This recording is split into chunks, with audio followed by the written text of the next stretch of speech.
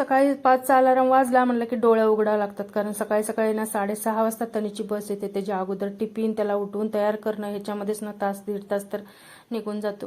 तर त्याला सोडून आल्यानंतर ना आज आमचं 10 दिवसाचं सुतक संपणार होतं, म्हणून म्हणलं चला हा थोडं का होईना पण एक सगळं व्यवस्थित पुसून झाडून घेऊया.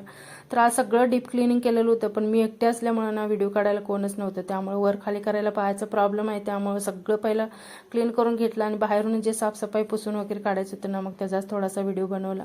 त्याच्यानंतर सुजल उठल्यानंतर मग थोडासा म्हणलं चल माझा व्हिडिओ घे. तर इथं हॉलमध्ये पण सोफा वगैरे सगळं काढून सोफ्याचं कवर वगैरे धुवायचं होते, पण हा पावसाचा प्रॉब्लेम बघून असं वाटत होतं की वाळतील का नाही.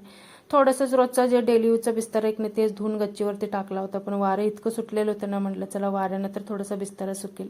त्याच्यानंतर भूक लागलेली होती, त्यांनी शाळेतून आल्यानंतर ना सकाळी भाजी चपाती केलेली होती, पण ते आता भाजी चपाती नको होती, म्हणून म्हटलं चला पोहेच खाऊन घेऊया. तनिषने भैयाचा शर्ट घातलेलं होता तेच मला इथं दाखवत होता.